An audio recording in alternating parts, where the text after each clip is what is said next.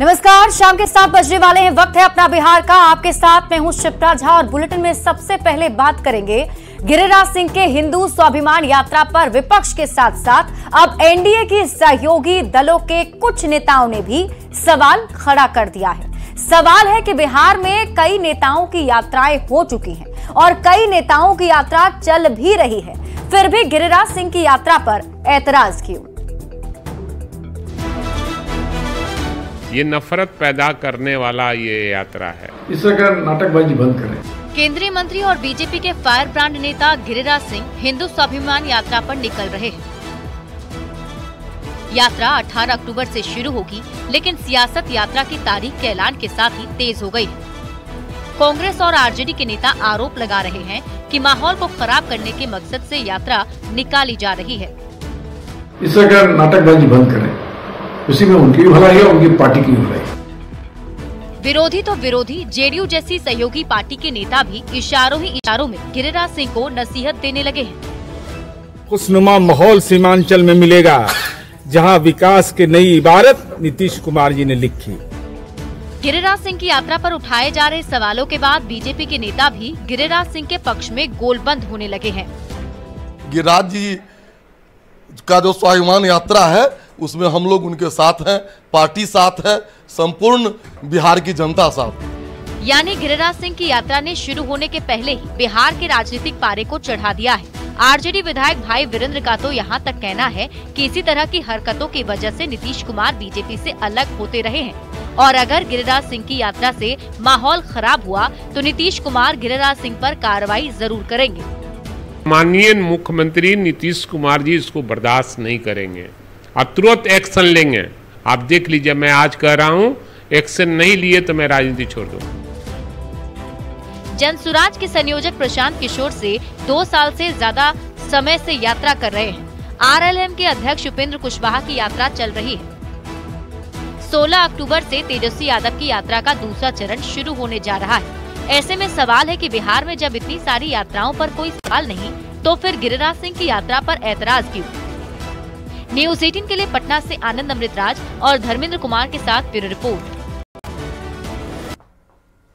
तो गिरिराज सिंह की यात्रा पर सियासत क्यों? गिरिराज सिंह की यात्रा से क्या है परेशानी? आज 8 बजे बड़ी बहस में इस पर ही चर्चा करेंगे, तो उसमें आप जरूर जुड़िएगा।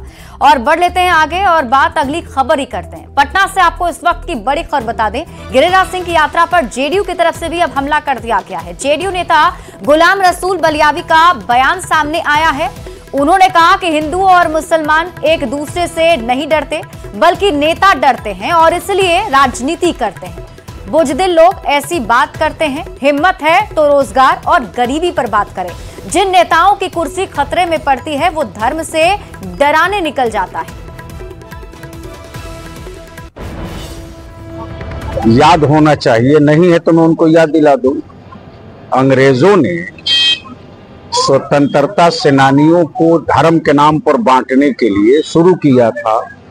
हिंदू चाय, मुसलमान चाय, तो भारतीयों ने दोनों को मिलाकर कर दिया है हिंदुस्तान चाय।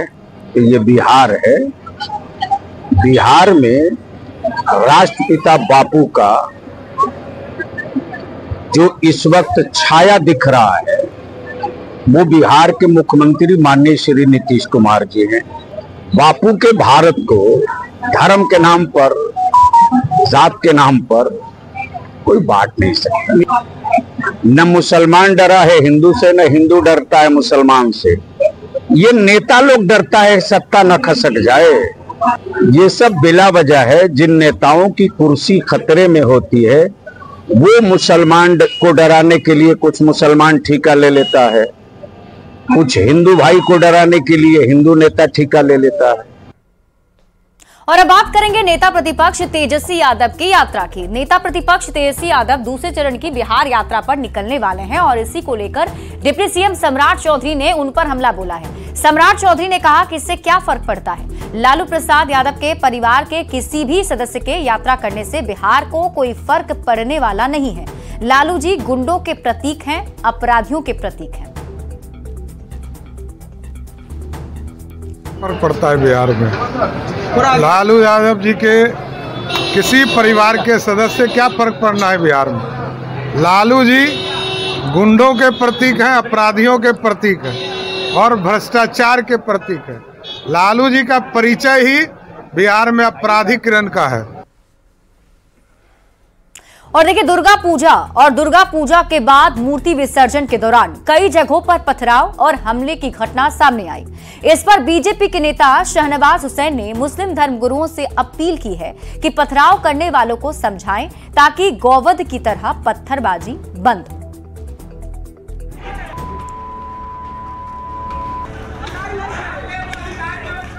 आरा में पथराव,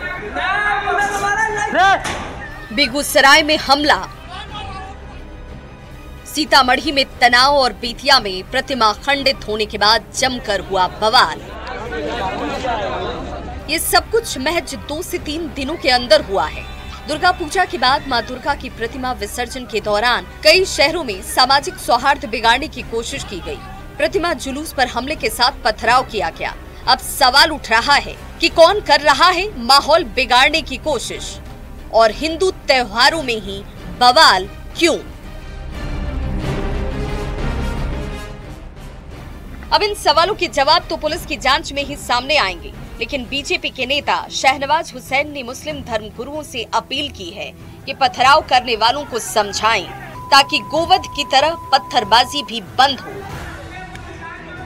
मुस्लिम समाज के जो बड़े उलमा हैं, धर्मगुरु हैं, उनको ये जिम्मा लेना चाहिए कि सिर्फ आप तकरीर करेंगे और कोई असामाजिक तत्व अगर जाकर मूर्ति पर पत्थर फेंक रहा है तो उसको रोकने के लिए अपील करनी चाहिए, ये सब बंद करना चाहिए।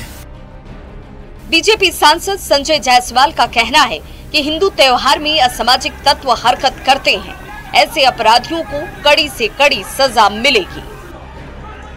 दूसरे धर्मों का कोई त्योहार हो, कभी आप नहीं सुनिएगा कि बहुसंख्यक समाज ने किसी तरह के भी गलत कार्य किए हों। तो जो इस तरह के अपराधी हैं, सरकार को शीघ्र उन सबको गिरफ्तार करके कड़ी से कड़ी सजा देनी चाहिए। दुर्गा पूजा के बाद मूर्ति विसर्जन के दौरान हर साल बवाल की खबरें आती हैं। सवाल है कि मूर्ति विसर्जन के विवाद का क्या है इलाज, और बिहार में कौन कर रहा है माहौल बिगाड़ने की कोशिश। न्यूज़ 18 के लिए दिल्ली से अमितेश सिंह के साथ ब्यूरो रिपोर्ट। वहीं जेडीयू के राष्ट्रीय महासचिव मनीष वर्मा मोतिहारी दौरे पर हैं और मोतिहारी में उन्होंने कार्यकर्ताओं और पार्टी पदाधिकारियों के साथ बैठक कर फीडबैक लिया। मनीष वर्मा ने कहा एक बार फिर 2025 में नीतीश कुमार को सीएम बनाने का संकल्प है। साथ ही उन्होंने आरजेडी पर निशाना साधते हुए कहा कि जनता सब जानती है कौन समाजवाद के रास्ते पर चल रहा है और कौन परिवारवाद के रास्ते पर चल रहा है। सब लोग जानते हैं समाजवाद का मतलब समाज के सब तबकों को लेकर चलना और परिवार को साथ में लेकर चलना, ये परिवारवाद है। इसमें क्या बड़ी बात है? जनता खुद जानती है कौन समाजवाद के रास्ते पे चल रहा है, कौन परिवारवाद के रास्ते पे चल रहा है, क्या बताने की जरूरत है। पटना सिटी के बेलवरगंज और महावीर घाट के पास मूर्ति विसर्जन के दौरान 2 गुटों में मारपीट का वीडियो वायरल हो रहा है। मूर्ति विसर्जन के दौरान 2 गुट आपस में भिड़ गए और देखते ही देखते दोनों गुट के बीच जमकर मारपीट और रोड़ेबाजी शुरू हो गई। इस दौरान तोड़फोड़ भी हुई। घटना में 2 लोग गंभीर रूप से घायल हो गए, जिन्हें इलाज के लिए पीएमसीएच में भर्ती कराया गया। पुलिस ने मौके पर पहुंचकर दोनों पक्ष को शांत करा दिया है। सूचना मिली कि दुर्गा पूजा जुलूस के वक्त आलमगंज थाना क्षेत्र में बेलवरगंज स्थित मोड़ में 2 गुट जो कि एक ही जुलूस के हिस्से थे के बीच में झड़प हुई है। मौका वारदात पर तुरंत पुलिस ने पहुंचकर कार्रवाई की, स्थिति को तनावपूर्ण होने से कंट्रोल में लिया एवं वहां पर घायलों को इलाज के लिए अस्पताल भिजवाया। पुलिस अग्रिम कार्रवाई कर रही है। बेगूसराय के बछवाड़ा प्रखंड में सैकड़ों बाढ़ पीड़ितों ने डीएम के सामने राहत राशि वितरण में अनियमितता का आरोप लगाकर जमकर हंगामा किया। बाढ़ पीड़ितों ने डीएम से शिकायत दर्ज कराई। लोगों का आरोप है कि स्थानीय स्तर पर काफी गोलमाल किया गया है। जो लोग बाढ़ राहत लेने के पात्र नहीं हैं, उन लोगों का नाम भी जोड़ दिया गया, जबकि बाढ़ पीड़ितों का नाम दर्ज नहीं है। वहीं डीएम ने तेघड़ा एसडीओ को सूची बनाकर तत्काल राहत राशि देने का निर्देश दिया है।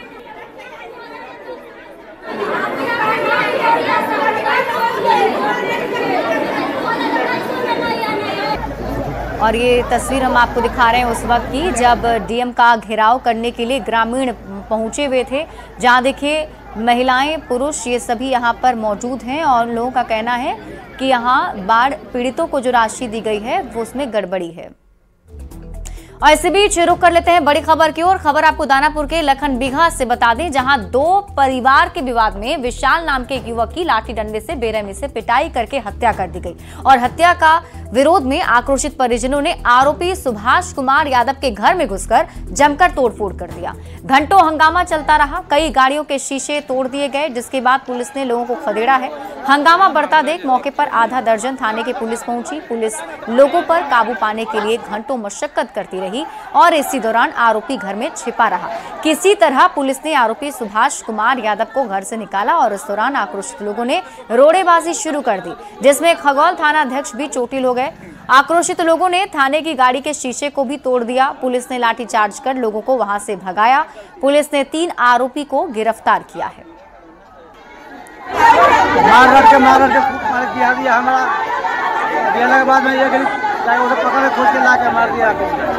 की हत्या हो गई है, तो पुलिस जब स्थल पर पहुंची तब पता चला कि जो पड़ोसियों में थे उनमें मारपीट हुई है। उसमें एक युवक विशाल कुमार, पिता का नाम विजेंद्र राय, उम्र 20 वर्ष की, मृत्यु हो गई है।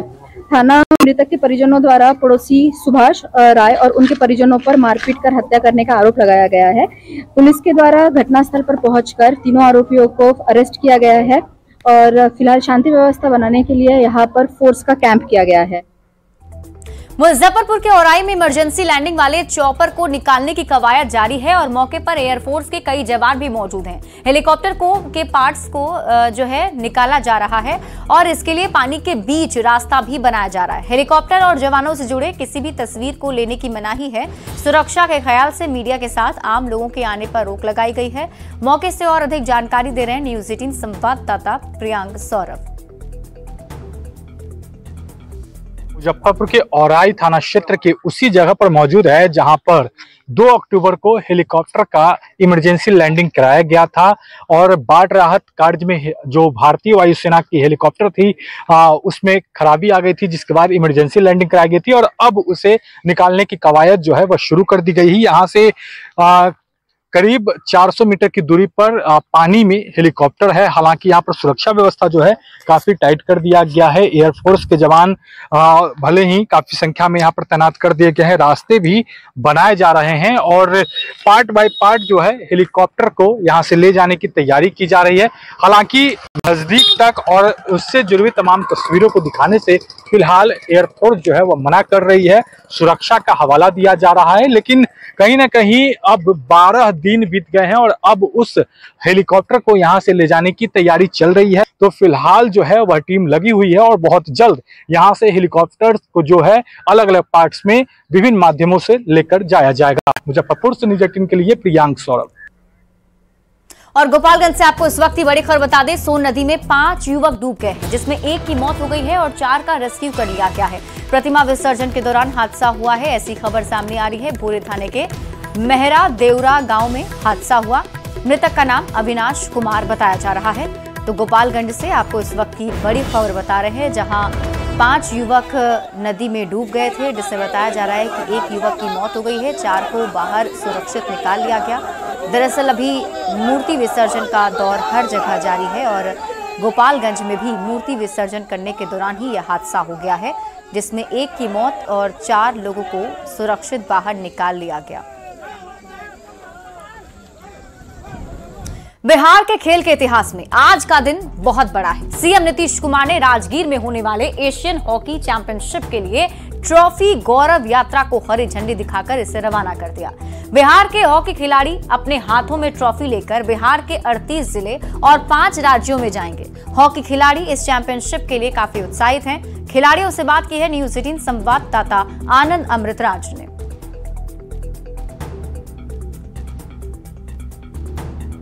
हॉकी ट्रॉफी चैंपियनशिप को लेकर नीतीश कुमार ने आज ट्रॉफी गौरव यात्रा को हरी झंडी दिखाकर विदा किया और राजगीर में पहली बार अंतर्राष्ट्रीय हॉकी टूर्नामेंट का आयोजन किया गया है, नया स्टेडियम बनाया गया है, नया एस्ट्रोटर्फ लगाया गया है और उसके बाद पहली बार बिहार को एक बड़ा मौका मिला है जब एशियन हॉकी चैंपियंस ट्रॉफी का आयोजन किया जा रहा है, जिसमें 6 देश शिरकत करेंगे। जाहिर सी बात है, बिहार के लिए एक बहुत बड़ा पल, बिहार के खेल इतिहास के लिए बहुत बड़ा पल। ये 14 अक्टूबर से 10 नवंबर तक पंजाब, हरियाणा, उड़ीसा और झारखंड के साथ साथ बिहार के 38 जिलों में ये यात्रा गुजरेगी।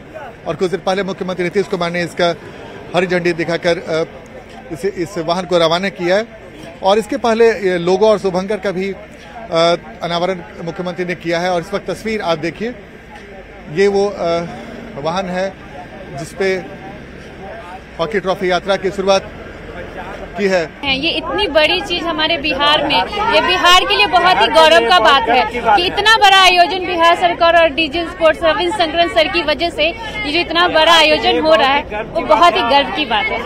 और ये बिहार में खेल को कितना बदल देगा, बहुत ही बढ़ावा मिलेगा, एक बहुत अच्छा प्लेटफॉर्म मिलेगा। बच्चों को इससे ये पता चलेगा कि हमारा स्पोर्ट्स में किस तरह का फ्यूचर है, उन्हें समझ में आएगा, क्योंकि इस तरह का आयोजन कभी यहाँ हुआ नहीं है, तो उस तरह से लोग सोचते नहीं है, तो इससे तो बहुत सारा मतलब बदलाव आने वाला है। और अपना नाम बताइए। जी, मेरा नाम मिनी कुमार। आप बताइए सर, ये ट्रॉफी कहाँ कहाँ जाएगी लेकर? ये जो है कि पूरे भी 4 राज्य में जाएगी और पूरे डिस्ट्रिक्ट, बिहार के पूरे डिस्ट्रिक्ट में घूमेगी। जाहिर सी बात है, बिहार के खेल इतिहास के लिए एक बड़ा दिन। और जब मुख्यमंत्री ने इस ट्रॉफी को जब विदा की हरी झंडी दिखा के, उसके बाद बिहार के खेल इतिहास के लिए आज का दिन टर्निंग पॉइंट साबित हो सकता है। कैमरामैन सुबोध के साथ आनंद मित्रा, न्यूज 18 नेटवर्क, पटना।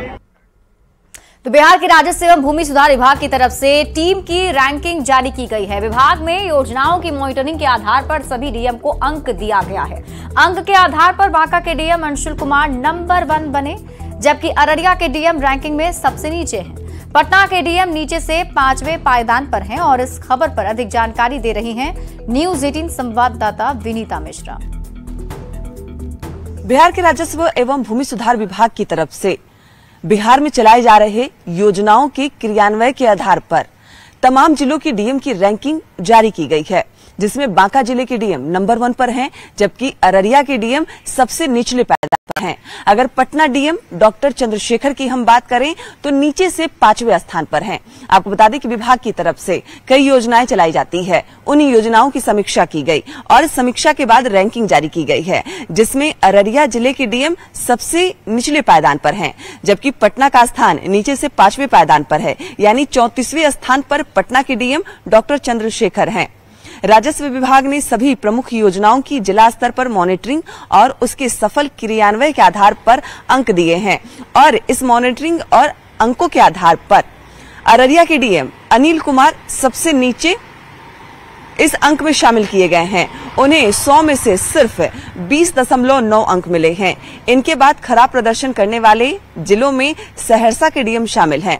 इसके साथ ही साथ कई और डीएम की जो लिस्ट है वो जारी हुई है और ये जो रैंकिंग है ये राजस्व एवं भूमि सुधार विभाग की तरफ से जारी की गई है। राज्य स्तर पर कई योजनाएं चलाई जाती है, उन योजनाओं को आम लोगों तक पहुंचाना, सही तरीके से क्रियान्वयन करना ये डीएम की जिम्मेदारी होती है और इसी मूल्यांकन के आधार पर समीक्षा के बाद राज्य सरकार की तरफ से ये जो लिस्ट है वो जारी की गई है। अलग अलग जिलों की डीएम को रैंकिंग दी गई है। कैमरामैन अमित के साथ विनीता मिश्रा, न्यूज 18 पटना। खबर समस्तीपुर से है।